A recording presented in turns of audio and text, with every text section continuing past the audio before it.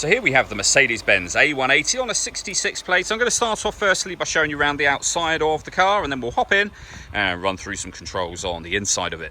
From the outside you can see it's a 5-door car with alloy wheels. We're going to start off inside the boot space first of all. As we approach the back of the car, you can see we have reversing sensors, plenty of boot space along with that 60/40 split folding rear seat should you wish to increase this space even further again. Okay, so we're just going to work our way back around to the front of the car, and then we'll hop in, and as I mentioned, we'll run through some of the controls on the inside of the car from there.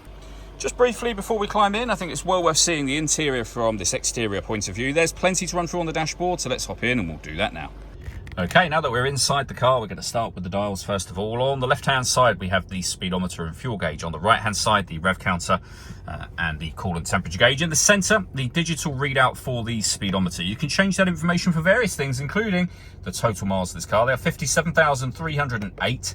And then we have various other menus, all to do with your trip computer and fuel economy. If we back out to the steering wheel, they are the buttons I was using just a moment ago. We have our stereo and phone controls. Into the centre, you'll find the main screen for the car. It's where you access your satellite navigation. And you can see on screen there the full colour display. The movement that I'm making currently on the screen is being done using this dial just here. You can also use the buttons on this main unit should you wish to. So for example, your nav, radio, which I've just pressed, will put us on the radio menu, of course, and you'll see that this car has got AM and FM radio both available. If you want to listen to your own music, you do so under the media heading. We have got Bluetooth audio, we have got a CD player, memory card input, media interface, and back around to Bluetooth audio as well.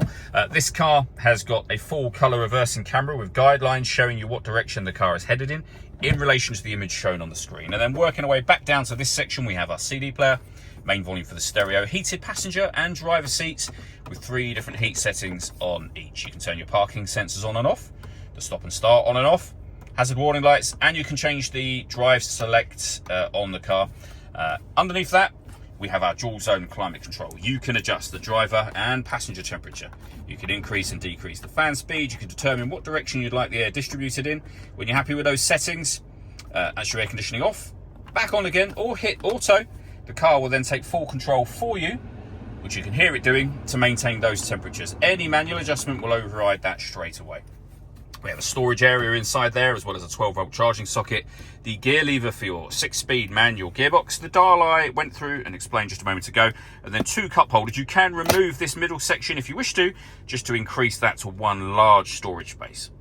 Last thing I wanted to mention is something you don't find too often in Mercedes A-Class, and that is the panoramic glass roof. So you can see there we have a sun blind that you can open all the way up, and this lets in a huge amount of extra light to this cabin area. All that leaves me to say is thank you for taking the time to watch this video. If you'd like to come and see the car in person and have a test drive, please feel free to give us a call here at Surrey Specialist Cars. We'd love to hear from you soon.